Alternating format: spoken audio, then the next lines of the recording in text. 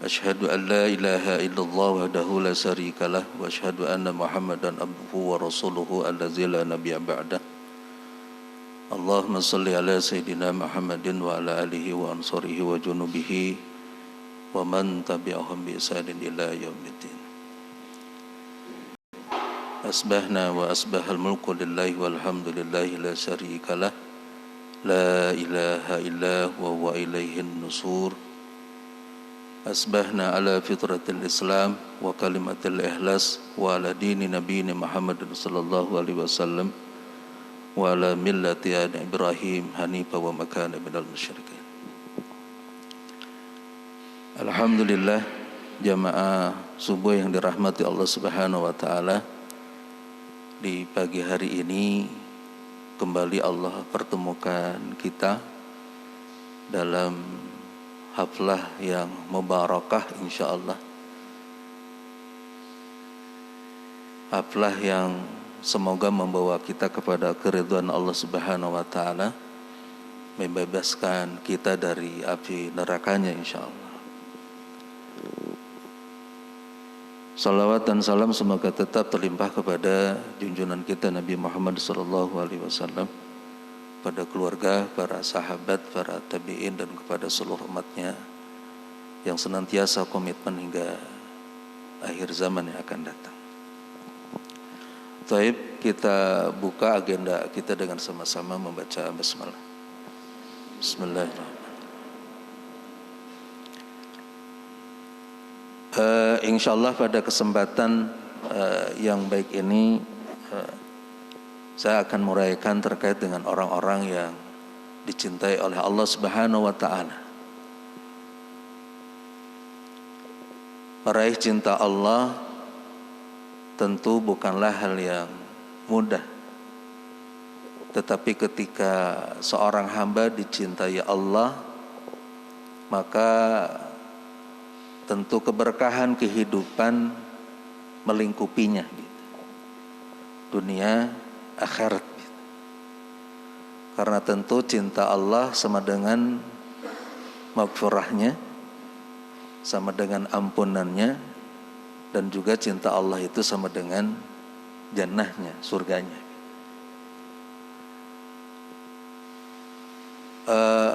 Maka kalau kita menurut ke belakang ya, bagaimana para pendahulu kita, para sahabat, para tabi'in, para salafus saleh, ketika mereka berjuang untuk meraih ridha Allah Subhanahu wa taala, ketika mereka berjuang untuk meraih cinta Allah Subhanahu wa taala, mereka mengeluarkan semua kekuatan begitu. Mereka bertahdiah dengan maksimal, baik ilmu, tenaga, harta, waktu dan lain-lain gitu. Sehingga intinya tidak ada satu waktu yang mereka miliki kecuali mereka memastikan bahwa itu dalam rangka ketaatan mereka kepada Allah untuk meraih cintanya Allah Subhanahu wa taala.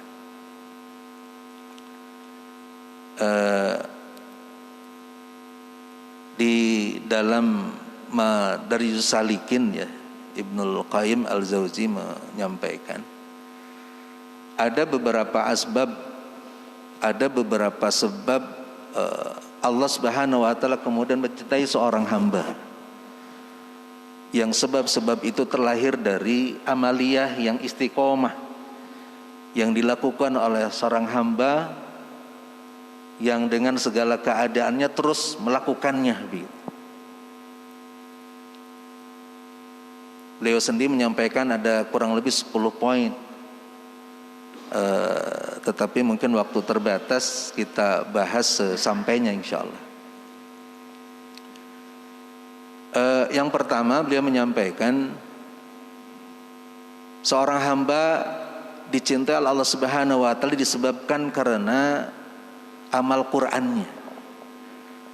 Maksudnya dia membacanya, dia memahaminya, dia mengamalkannya, dia mendakwahkannya, dia menghafalkannya gitu.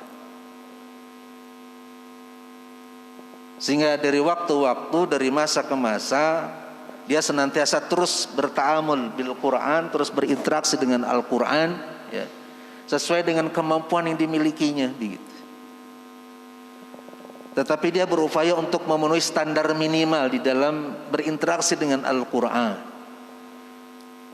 Kalau orang awam di masa sahabat dahulu, minimal mereka tilawah 1 juz per hari, orang awamnya.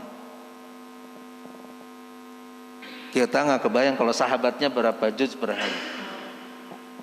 Ya contoh saja misalkan Abdullah bin Umar itu pernah tilawah sehari satu kali hatam. Cuma dipanggil oleh Rasulullah SAW, jangan banyak begitu, tilawahlah 1 juz per hari. Kata Abdullah bin Umar, ya Rasulullah, aku masih lebih mampu daripada itu. Kalau begitu baca Al-Quran dalam 1 pekan, artinya 1 pekan khatam begitu. Kata Abdullah bin Umar, ya Rasulullah, aku masih bisa lebih mampu daripada itu. Kata Rasulullah, kalau begitu bacalah Al-Quran dalam 3 hari. Dan Abdullah bin Umar diberikan izin maksimal tilawah Al-Quran itu adalah 10 juz per hari, sehingga tiap 3 hari khatam begitu. Tentu kan bagaimana dengan kita? Tentu banyak lagi prestasi para sahabat ketika mereka berinteraksi dengan Al-Quran. Cuma ingin saya sampaikan dalam kesempatan terkait dengan ta'amul bil Quran ini adalah erat kaitannya dengan keimanan kita pada kitabullah, kepada Al-Quranul Karim.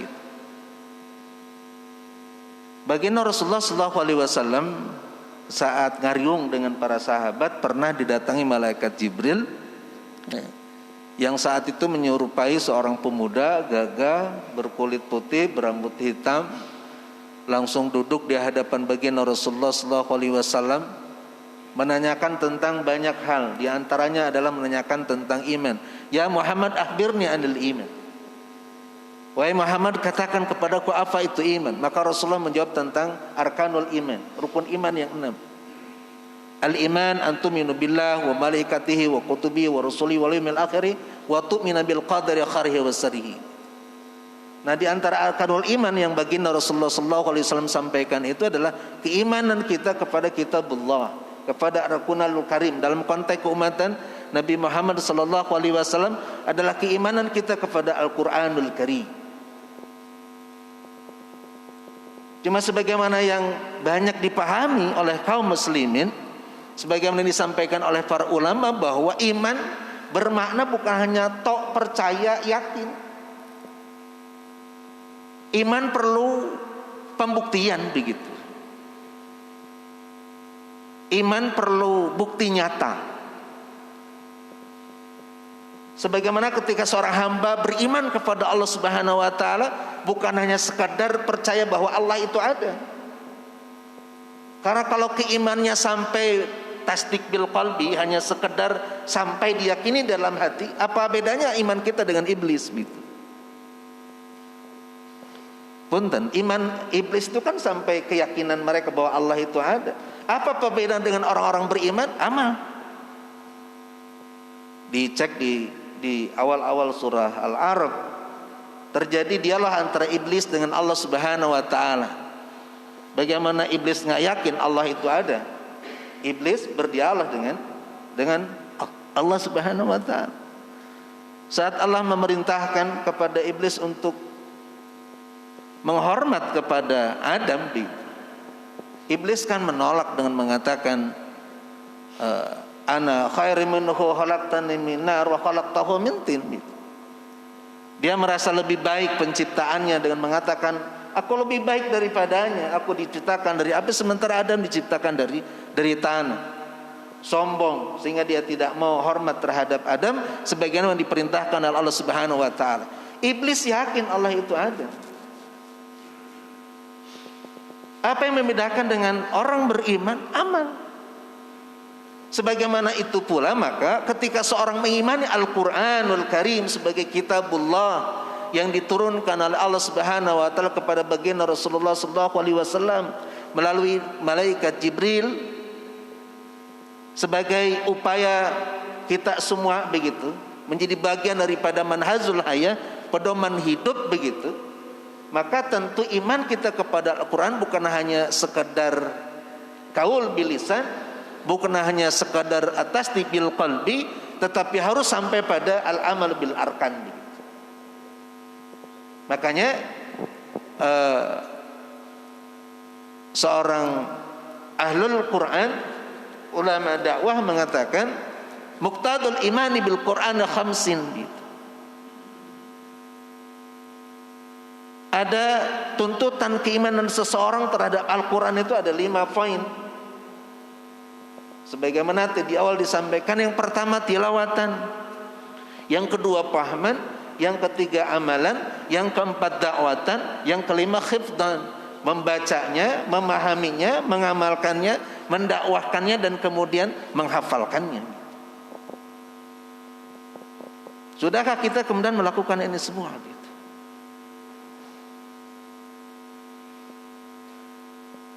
Membacanya, memahaminya, mengamalkannya, mendakwahkannya, dan menghafalkannya. Maka perlu ada rangsangan-rangsangan ya pada diri kita agar kemudian kita bersemangat untuk berta'amul bil Quran, untuk berinteraksi dengan Al-Quran, sebagai tanda bahwa kita mengimani Al-Quran, bukti kita mengimani Al-Quran. Maka kita temukan baik di dalam ayat maupun di dalam hadis terkait dengan perintah kita semua untuk senantiasa mampu berinteraksi dengan Al-Quran. Di dalam surah Al-Baqarah 121 Allah Subhanahu wa taala berfirman, a'udzubillahi minasyaitonir rajim, alladzina atainahumul kitaba yatlunahu haqqa tilawati ulaika yu'minuna bi wa ma yakfur bihi faulaika humul khasirun. Dan orang-orang yang telah diberikan kitab gitu, mereka membaca dengan sebenar-benarnya bacaan, mereka mengimaninya, dan barang siapa yang mengkufurinya, mengkufuri di sini maknanya tidak mau berinteraksi dengan Al-Quran, faulaika humul khasirun, maka mereka termasuk orang-orang yang khasir, mereka termasuk orang-orang yang rugi. Kenapa orang yang tidak mau berinteraksi dengan Al-Quranul Karim Allah sebutkan sebagai orang-orang yang rugi? Karena orang yang berinteraksi dengan Al-Quran akan mendapatkan sejuta keutamaan begitu. Sangat banyak keutamaan yang akan diperoleh oleh seorang hamba ketika dia senantiasa istiqomah di dalam berinteraksi dengan Al-Quranul Karim, baik dari mulai tilawahnya sampai kemudian menghafalkannya.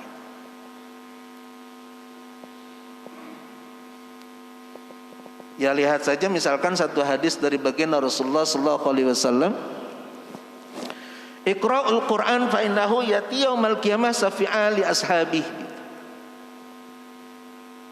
Bacalah Al-Quran karena niscaya Al-Quran akan datang pada hari kiamat membela sahabat-sahabatnya. Siapa sahabat Al-Quran? Ya tentu mereka yang suka membaca Al-Quran. Kemana-mana tidak lupa membawa Al-Quranul Karim. Tapi bukan hanya sebatas membawa, ya dibaca gitu maksud. Di dalam hadis yang lain, asyamu wal Qur'anu yasfanil abdi yaumal qiyamah. Puasa, Al-Quran, mereka berdua pada hari kiamat akan membela sahabatnya. Yani orang yang suka melakukan saum, baik puasa wajib maupun sunnah, dan mereka yang senantiasa berinteraksi dengan Al-Quranul Karim.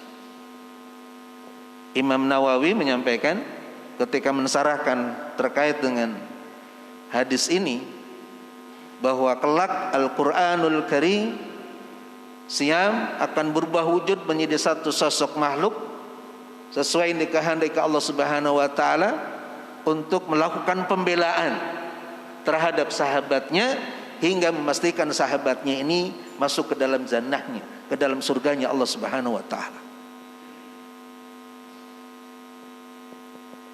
Sehingga Inilah yang kemudian memberikan motivasi terhadap para pendahulu kita ketika mereka berinteraksi dengan Al-Quranul Karim.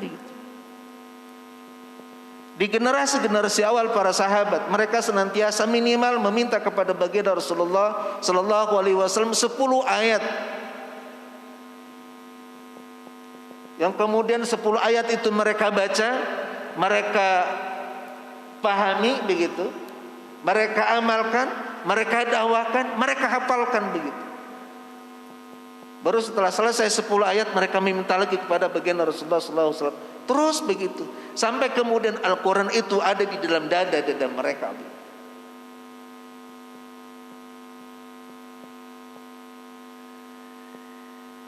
Karena mereka generasi yang sangat dekat dengan baginda Rasulullah sallallahu alaihi wasallam, bukan hanya sekadar paham maknanya, tetapi juga mereka memahami terkait dengan sebab-sebab kenapa ayat ini diturunkan begitu. Sehingga mereka berpacu sangat luar biasa sampai generasi berikutnya, generasi berikutnya, generasi berikutnya. Maka orang-orang yang kemudian sangat cinta terhadap Al-Quranul Karim, kita lihat misalkan bagaimana mereka senantiasa terus melakukan interaksi dengan Al-Quran.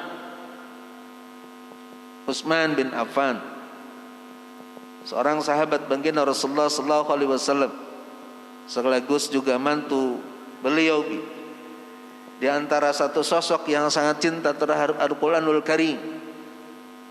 Sampai kemudian dia sering melakukan qiyamul lail dan itu mampu menghatamkan satu Al-Quranul Karim. Sepanjang malam dibaca dalam keadaan berdiri tegak di hadapan Allah, agar Allah ridha pada dirinya, agar Allah menurunkan maghfirahnya, agar Allah cinta kepadanya.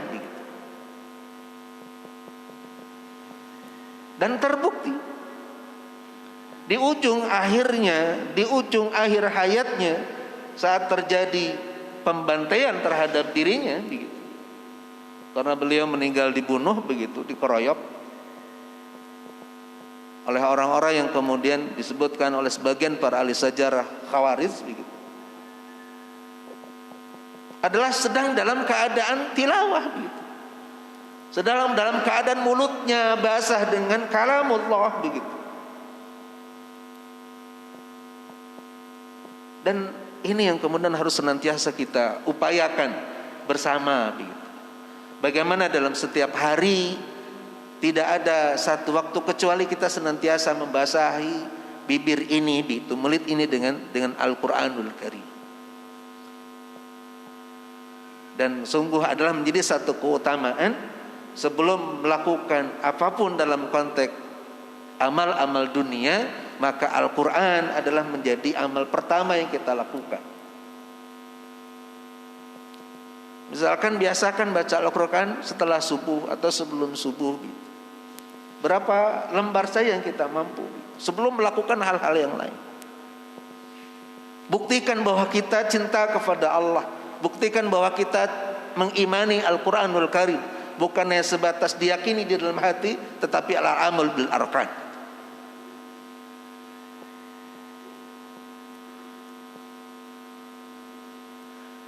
Nah, sehingga jamaah sekalian dirahmati Allah Subhanahu wa taala, sebab-sebab yang kemudian mampu melahirkan motivasi kita untuk berinteraksi dengan Al-Quranul Karim, itu yang kemudian kita harus proses. Itu yang kemudian harus kita lakukan. Di antaranya adalah tingkatkan pemahaman kita terhadap Al-Quranul Karim, baik dalam membacanya, bukan hanya sekedar bisa membacanya, tapi juga tingkatkan begitu. Sampai kemudian ketika kita tilawah itu adalah merasa nyaman begitu, sehingga mampu bertahan lebih lama daripada biasanya. Jadi merasa enak ketika mendengar suara sendiri. Kan masalahnya tong boro batur gitu. Kadang sorangan oke nih kieu-kieu suaranya gitu. Ya. Sehingga kadang ketika kita mendengar suara kita sendiri pales, ya. Kemudian banyak yang salah, ya, dan seterusnya. Kadang ini menjadi tantangan tersendiri begitu. Kita tidak kuat lama rata-rata. Baru beberapa ayat atau mungkin hanya satu halaman atau dua halaman, kadang kemudian kita cepat-cepat tutup begitu. Tetapi tidak, insya Allah bagi orang yang kemudian senantiasa mengupgrade begitu kepahaman dia, keahlian dia begitu, kepiawaian dia di dalam tilawatul Al-Quran gitu. Dia belajar gitu terkait dengan tahsinnya, tajwidnya gitu maksudnya. Belajar tentang makomahnya, iramanya begitu. Mungkin dia kuasai satu dua irama, mungkin bayatiknya, mungkin hijaznya, mungkin jaharkahnya atau apa begitu yang dia kuasai satu dua begitu. Kemudian dengan makomat itu dia kemudian berupaya untuk terus tilawah, berupaya untuk senantiasa senang ketika mendengar suara sendiri begitu. Sehingga bisa lebih bertahan lama begitu. Berdua-duaan dengan Allah Subhanahu wa taala melalui Al-Qur'anul Karim. Maka tentu forum-forum tahsin, lingkaran-lingkaran kecil terkait dengan tahsin, ya, kalau sekarang bisa melalui, kalau tidak langsung begitu ya online lah. Walaupun di beberapa tempat saya juga tidak bisa ngajar online-nya mun bab tahsin mah ngagegereuhkeun anak hese gitu. Mun salah kan ngaloding gitu. Jadi kadang suka langsung saja, banyak yang minta sadah mending langsung. Bismillah we tawakal jarakan we cenah kan begitu. Cing tarik we cenah gitu. Siap gitu.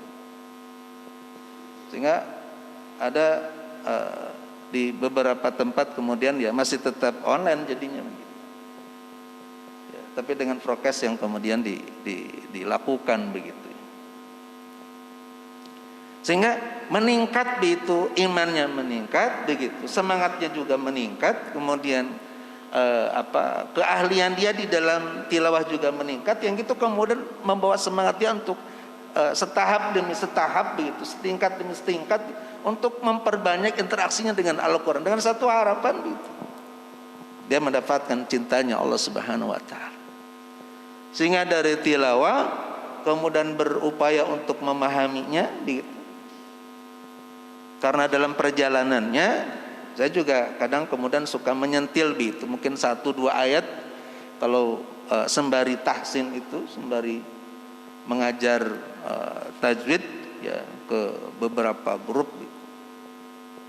Disentil terkait dengan sedikit tafsir yang saya pahami tentu, mungkin satu atau dua ayat, sehingga di samping tilawatan, membacanya, pahamannya, memahaminya, ya, ada beberapa yang bisa dipahami bersama. Dan ada juga di grup yang lain, karena mulainya dari belakang gitu, dari Anas, karena grupnya grup permako itu remaja kolot, orang sembari menghafal surah-surah pendek yuk. Mereka semangat, jadi dari Anas diperbaiki terus bacaannya gitu. Sehingga di samping membaca, memahami begitu, kemudian hifdhan, menghafal itu tercover begitu. Ada 3 amalan interaksi dengan Al-Quran di saat yang sama itu bisa dilakukan. Tinggal mengamalkan ya, dan kemudian mendakwahkan dalam makna yang lebih spesifik begitu. Terus dan ketika berinteraksi dengan Al-Quran diharapkan bahwa kita mampu istiqomah begitu.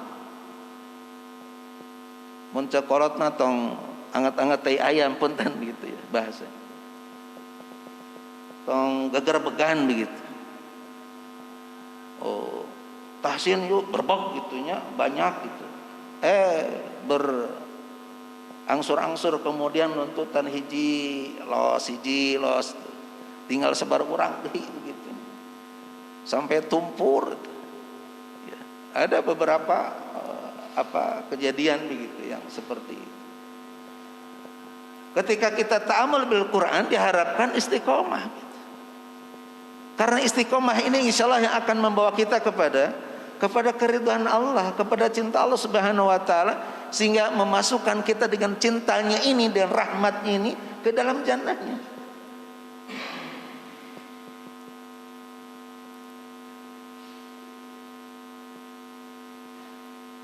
Di dalam surah Al-Ahqaf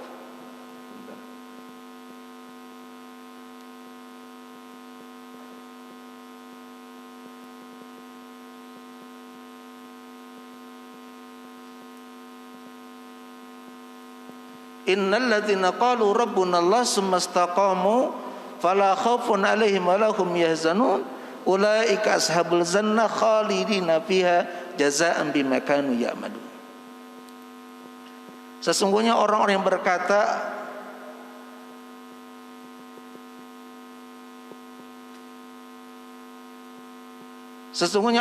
yang berkata innal ladzina qalu rabbuna Allah, Rabb kami itu adalah Allah itu. Tsumma istaqamu, kemudian istiqomah. Fala khaufun 'alaihim wa lahum yahzanun. Maka mereka mendapatkan satu keadaan tidak takut, tidak khawatir gitu. Ulaika ashabul jannah, lalu kemudian mereka ini Allah masukkan ke dalam jannah, khalidina fiha, mereka kekal di dalamnya, jazaa'an bima kanu ya'malun, sebagai balasan dari apa-apa yang telah mereka kerjakan. Istiqomah. Jadi jamaah sekalian dirahmati Allah Subhanahu wa taala, dalam kesempatan yang baik ini saya mengajak mari kita tingkatkan interaksi kita dengan Al-Qur'an, mulai dari membacanya, kemudian meningkat memahaminya, mengamalkannya, mendakwahkannya sampai menghafalkan. Dan dalam konteks mendakwahkan bukan berarti kita harus seperti para asatid yang ada di mimbar begitu berceramah, tidak harus begitu. Ketika kita nengrah salat, nengrah jamban begitu, sudah maghrib, sudah subuh, sudah zuhur, itu bagian daripada dakwah. Ketika kita mengajak anak-anak kita atau mungkin cucu sesekali ke masjid, itu juga bagian daripada dakwah. Ketika kita mengajari mereka Iqra misalkan, itu juga bagian daripada dakwah. Ketika kita berupaya untuk berlaku baik di dalam keluarga, di luar, di mana saja, itu bagian dari dakwah.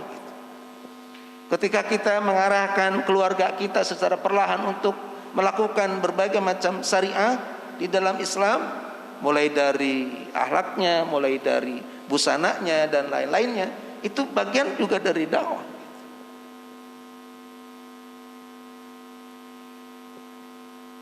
Dan insya Allah setiap kita bisa melakukan itu, karena tidaklah ada satu perintah yang Allah perintahkan terhadap setiap hamba kecuali insya Allah hamba itu mampu itu melakukan, sampai kepada misalkan menghafalkannya. Karena ada juga yang kemudian beralasan, saat abdi mah menghafalkan tete apal-apal, kadang apal ieu pohon itu, apal nu itu pohon ieu misal. Ya tidak masalah. Yang penting ada amaliyah hifdzannya, ada amaliyah menghafalnya begitu. Ada interaksi, ada bukti bahwa kita itu cinta kepada Allah, beriman kepada Al-Qur'an. Di antara bukti iman kita kepada Al-Qur'an itu kita berinteraksi dengannya, bukan hanya sekadar membacanya, tapi juga sampai kemudian kita berupaya untuk menghafalkannya. Tetapi insya Allah ketika bersungguh-sungguh menghafalkannya gitu, insya Allah mungkin 1-2 ayat kita akan hafal. Kalau bab pohon mah termasuk abdi pohoan begitu. Ya sama masalahnya. Nu ieu ingat itu poho gitu, nu itu ingat nu ieu poho begitu. Kadang begitu. Jadi ketika kita hadir di majelis talaki gitu, hafalan begitu, kadang sok banyak di hei sedikit karena poho ada depan orang lain. Tapi nggak apa begitu, jalan saja bismillah begitu, sesuai dengan kemampuan kita. Nah ini yang pertama. Jadi Ibnu Qayyim di dalam Madarijus Salikin mengatakan, untuk meraih cinta Allah Subhanahu wa taala berarti dengan Al-Qur'an, membacanya, memahaminya, mengamalkannya, mendakwahkannya sampai kemudian menghafalkannya.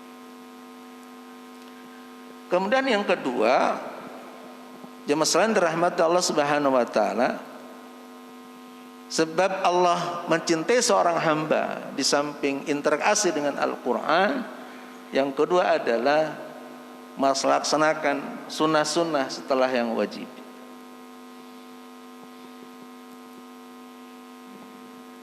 Berupaya untuk melaksanakan sunnah-sunnah ya, atau yang disunnahkan yang sudah dicontohkan oleh baginda Rasulullah SAW kepada kita begitu.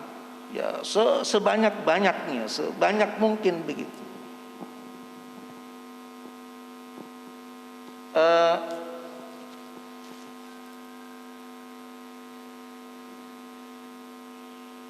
Memang ada satu hadis seorang sahabat dari Najd datang kepada Rasulullah SAW yang bertanya terkait dengan apa kewajiban yang saya harus lakukan sehingga ketika saya melakukan itu saya bisa masuk surga. Kata Rasulullah, salat di 5 waktu. Ada lagi tambahan? Berpuasa, bayar zakat, kata Rasul.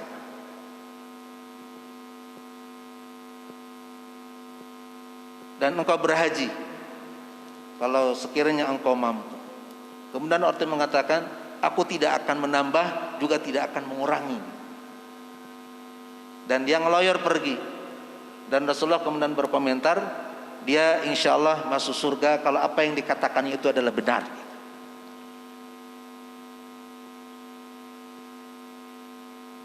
Tetapi masalahnya adalah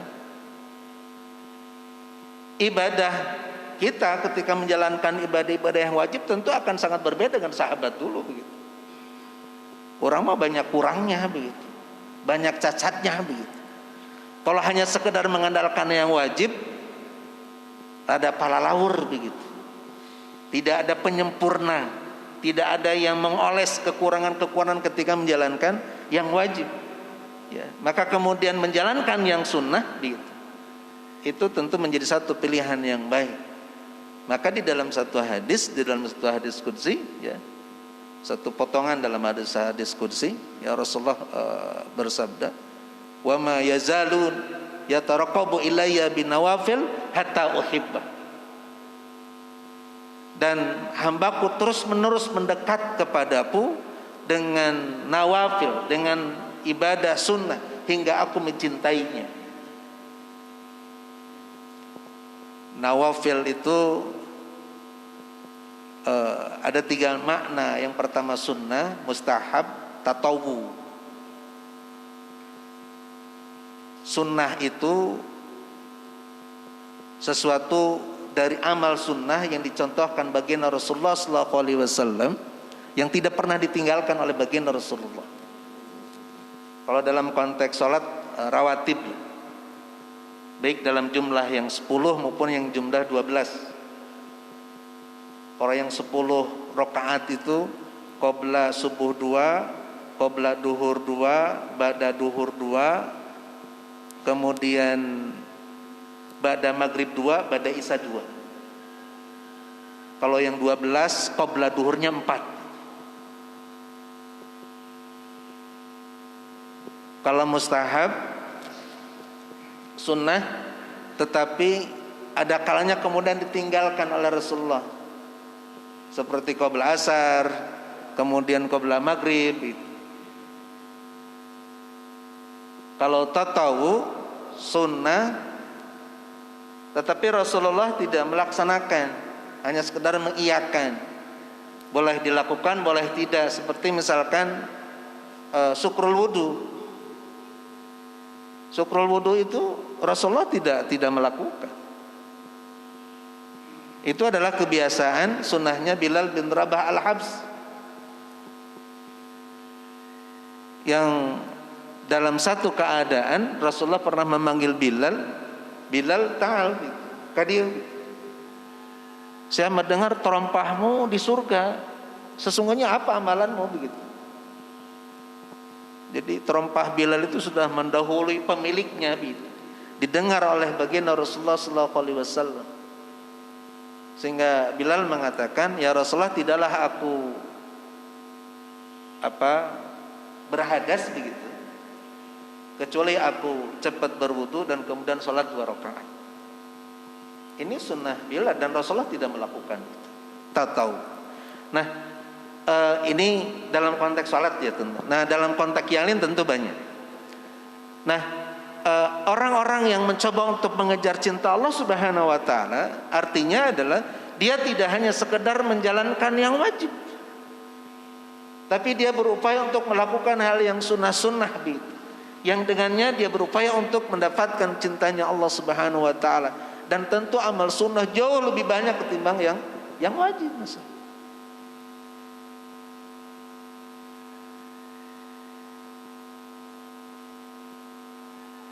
Sehingga upayakan ya, dalam rangka meraih cinta Allah Subhanahu wa taala, kita mampu mendapatkan amal-amal sunnah itu secara maksimal. Maka kita menemukan dalam hadis yang lain, man shalla isnati asrata raka'atan bunya lahu bihinna baitun fil jannah. Barang siapa yang sholat 12 rakaat, sholat sunnah bukan sholat wajib, sehari semalam, maka dia akan dibangunkan oleh Allah satu rumah di surga. Jadi kalau setiap hari kita rawatib saja begitu, belum ditambah yang lain-lain, 12 rakaat begitu, maka sama dengan satu rumah di surga. Balasannya di sisi Allah. Yang sunnah itu, kebayang kalau pahala yang wajib seperti apa? Ya jangan ditanya. Yang sunnahnya saja begitu. Apalagi yang wajibnya. Sehingga kejar begitu. Ya. Dan saya terus terang termasuk yang bersemangat gitu. Cing teh ngupahan maneh ya mah peperihan cing teh dunia gitu ya, imah teh RRSS begitu ya. Cing atuh di surga mah ulah leutik kudu badag. Jeung tong hiji imah teh gitunya, heureun hiji mah begitu. Aya tamu heureun begitu ya. Ada saudara heureun begitu. Ya. Nah, semoga barangkali di surga itu kita mendapatkan rumah yang lebih luas begitu dan lebih banyak begitu. Sakomplek meureun ku sorangan begitu. Dan sangat memungkinkan begitu. Kalau apa yang disabdakan baginda Rasulullah barusan, kalau setiap hari kita 12 rakaat minimal, berarti setiap hari kita dapat satu rumah di surga. Ya. Kalau dalam 1 tahun 360, berarti 360 rumah gitu. 1 tahun. Kalau usia kita 60 tahun, 60 kali 360. Sadesaeun leuwih eta cigan. Komplek untuk sendiri di surga. Subhanallah. Belum ditambah kenikmatan-kenikmatan yang lain yang Allah janjikan. Tentu amal-amal sunnah kan bukan hanya saja sholat gitu, tapi mungkin kita nanti bisa saum, kita infak, kita sedekah, kita silaturahim ya. Kita melakukan amal-amal yang lain ya, sehingga kita melakukan berbagai macam banyak amal-amal sunnah yang terkategorikan sebagai amal-amal yang baik, yang dengannya kemudian Allah Subhanahu wa taala mencintai kita. Di dalam surah Ali Imran 134 ya, di ujungnya wallahu yuhibbul muhsinin.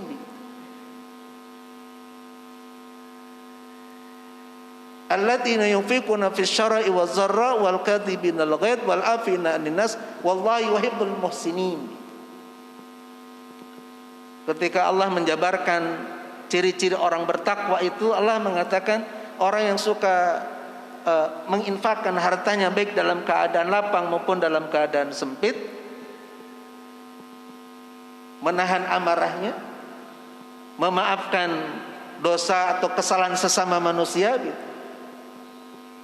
Dan kemudian di ujungnya Allah mencintai orang-orang yang suka berbuat baik.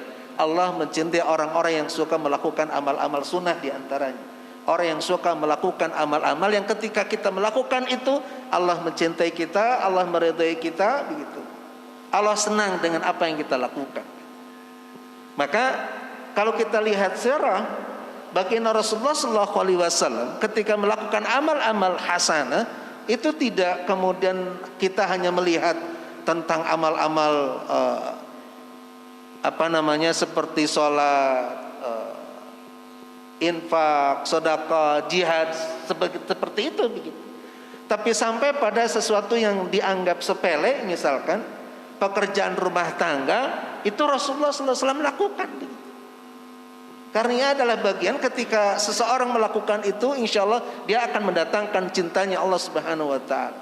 Maka Rasulullah menjahit bajunya sendiri, menyambung sandalnya yang putus,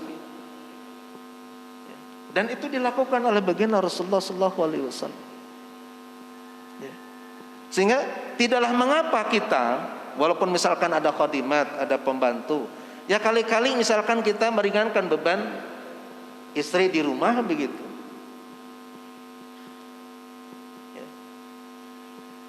Saya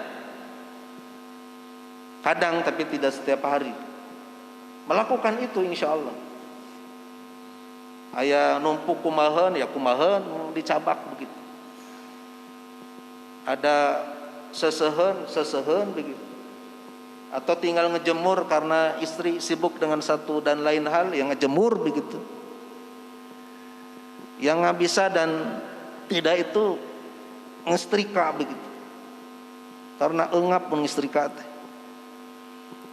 Taluk cing teh ka istri teh. Udah jangan ngistrika abi mah. Kalau yang lain-lain mah oke, ngepel, ngumah wadah dan seterusnya begitu.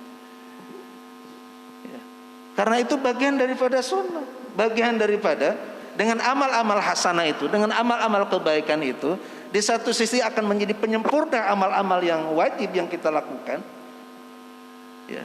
Dan di sisi lain Allah Subhanahu Wa Taala akan mencintai kita sebagaimana dalam satu hadis qudsinya, wa ma yazalu yataqarrabu ilayya binawafil hatta uhibbah.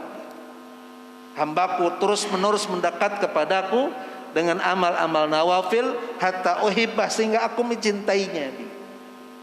Maka raih cinta Allah itu dengan memperbanyak amal-amal sunnah. Ya, amal sunnah apa saja insya Allah. Itu yang kedua. Kemudian yang ketiga,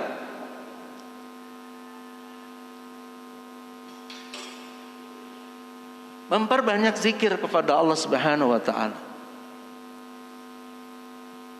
Di dalam surah Al-Ahzab ayat 41, 42 Allah Subhanahu Wa Taala berfirman, ya ayyuhalladzina amanu dzkurullaha dzikran katsiran wa yusabbihuhu bukratan wa asila. Wahai orang yang beriman, ingatlah Allah, berzikirlah kepada Allah dengan zikir yang banyak, dan bertasbihlah baik di waktu pagi maupun di waktu petang.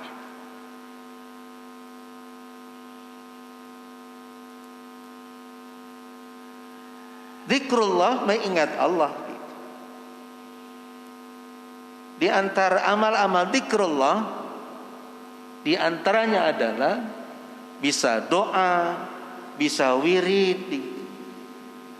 Ya, doa-doa harian, doa keluar masuk masjid, doa keluar masuk rumah, doa naik kendaraan, turun kendaraan, ya, doa keluar masuk WC, ya, doa mau makan sudah makan, mau tidur sudah tidur, gitu. Ketika hujan, ketika ada gelap, ketika dalam berbagai macam situasi dan kondisi, kita disunahkan untuk berdoa, dan itu bagian daripada zikrullah, zikir kita kepada Allah Subhanahu Wa Taala. Ketika akan melakukan satu amal tertentu, kemudian sesudahnya kita diajari dengan doa, minimalnya diawali dengan basmalah, diakhiri dengan hamdalah, gitu. Sehingga apa yang dilakukan itu bernilai positif di sisi Allah Subhanahu Wa Taala sebagai bagian dari fase zikir kita kepada Allah Subhanahu Wa Taala. Ya. Dan zikrullah ini baik dalam seluruh maknanya, ya, terlebih dalam konteks bermakna wirid kita. Misalkan kan ada wirid ba'sorot pagi petang, atau wirid istighfar, ya, atau wirid-wirid yang lain misalkan. Maka itu kan satu amalan yang bisa dilakukan dengan berbagai macam posisi. Alladziina yadhkurullaha qiyaman wa qu'udan wa 'ala junubihim. Jadi berzikir kepada Allah bisa dengan berdiri, bisa dengan duduk, bisa dengan berbaring, begitu. Dengan berbagai macam keadaan. Sebagaimana misalkan ketika kita sedang dalam perjalanan daripada melototan jalan, begitunya. Tambahkan kita misalkan dengan wirid, baik wirid istighfar, mau tasbih, mau tahmid, mau tahlil, begitu. Sehingga perjalanan itu akan semakin bermakna, perjalanan itu semakin berbobot karena diisi dengan wirid-wirid harian kita. Istighfar mungkin sebanyak-banyaknya, tasbih misalkan sebanyak-banyaknya, atau kemudian dalam satu hari satu malam itu kita mentargetkan wirid-wirid tertentu, amalan-amalan tertentu. Istighfar misalkan sekian, subhanallah wa bihamdi subhanallahil adzim misalkan sekian, subhanallah walhamdulillah wa la ilaha illallah misalkan sekian, istighfar sekian, sampai kemudian istighfar kubro'nya juga sekian, Allahumma anta rabbi la ilaha illa anta khalaqtani, dan seterusnya sekian, la ilaha illallah, dan seterusnya, tahlil sekian. Sehingga atau misalkan salawat, Allahumma salli ala Muhammad atau Allahumma salli ala Sayyidina Muhammad, mau pakai Sayyidina atau tidak, tafadhal manga'bi, mau yang pendek maupun yang panjang, sehingga bibir ini basah dengan zikrullah, bibir ini basah dengan kalam-kalam thayyibah. Sehingga saya diharapkan ketika bibir ini terbiasa dengan kalamullah, terbiasa dengan kalam-kalam thayyibah, dengan ungkapan-ungkapan baik, dengan wirid-wirid yang senantiasa kita ucapkan setiap hari, maka insya Allah ketika kita berada di ujung nih, ketika kita akan diwafatkan Allah Subhanahu wa Ta'ala, maka kemudahan seorang hamba mengucapkan la ilaha illallah itu akan sangat-sangat diridhai oleh Allah Subhanahu wa Ta'ala.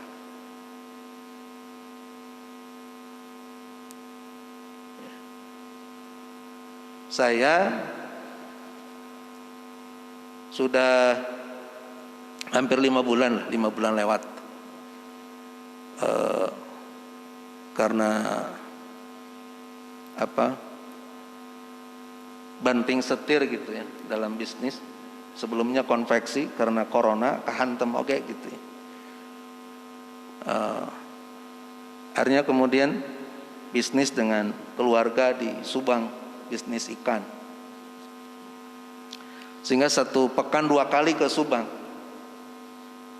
Dari rumah ke rumah di Subang itu kan kurang lebih 2,5 jam. 2,5 jam. Kalau hanya sekedar melotot jalan gitu ya, sembari, karena saya pakai motor gitu, lihat jalan wungkul gitu. Kan sayang juga 2,5 jam itu. Maka di perjalanan itu kemudian diisi kadang murajaah hafalan, kadang mendengar tilawah, mendengar gitu ya, murotal begitu, atau kadang kemudian isi dengan zikir. Kalau berangkat pagi karena memang belum maksurah, kadang maksurah itu yang dibaca di jalan ditambah dengan wirid-wirid yang lain. Begitu juga ketika pulangnya dari Subang ke sini, kurang lebih 2,5 jam diisi juga. Sehingga satu harapan, semoga apa yang dilakukan itu menambah kebaikan, menambah pahala di sisi Allah Subhanahu wa Ta'ala, dan semoga menjadi pemberat timbangan. Sebagaimana misalkan kita temukan hadis,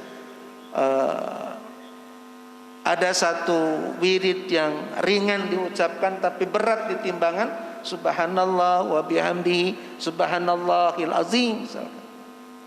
Kan itu ringan diucapkan, tidak membutuhkan waktu lama, tapi berat timbangan di hadapan Allah Subhanahu wa Ta'ala. Kenapa kemudian waktu-waktu luang yang kita miliki kita tidak isi dengan itu semua, sehingga bermakna, sehingga berbobot begitu waktu kita. Karena jamaah sekalian rahmat Allah Subhanahu wa Ta'ala, sedikit tambahan, kalau kemudian kita gali di dalam Al-Quran, Maka perintah Allah Subhanahu wa taala di dalam konteks mengeluarkan sesuatu dari kalam ini, dari mulut ini, kan perintahnya itu qaulan kariman, qaulan sadidan, qaulan layyinan gitu ya. Qaulan sakilan. Maka zikrullah baik dalam makna wirid misalkan, maka itu masuk kepada seluruh apa yang Allah perintahkan. Qaulan kariman masuk di situ, qaulan layyinan juga masuk, qaulan sakilan juga masuk. Wirid-wirid yang dilakukan oleh setiap hamba-hamba yang beriman insyaallah. Sehingga kita mendapatkan bertambah-tambahnya kebaikan di sisi Allah, yang tentu semoga semua apa yang dilakukan itu adalah semakin menambah cintanya Allah kepada kita. Dan cinta Allah itu sekali lagi sama dengan ketika seorang hamba mendapatkan cinta Allah, dia akan mendapatkan ampunan Allah, dia akan mendapatkan surganya Allah insyaallah. Dan mudah-mudahan kita semua mampu meraih itu insyaallah. Itu saja yang bisa saya sampaikan. Sisanya mungkin insyaallah dalam pertemuan berikutnya. Dan semoga Allah Subhanahu wa taala memberikan kita kemudahan, keringanan, keikhlasan untuk menjalankan setiap ketaatan kita kepada Allah Subhanahu wa taala. Itu saja, kita akhiri pertemuan kita dengan sama-sama istighfar 3 kali. Astaghfirullahaladzim, astaghfirullahaladzim, astaghfirullah. Hamdalah dan doa kifaratul majelis. Alhamdulillahirabbil alamin. Subhanakallahumma wa bihamdik asyhadu an la ilaha illa anta astaghfiruka wa atubu ilaik. Wassalamualaikum warahmatullahi wabarakatuh.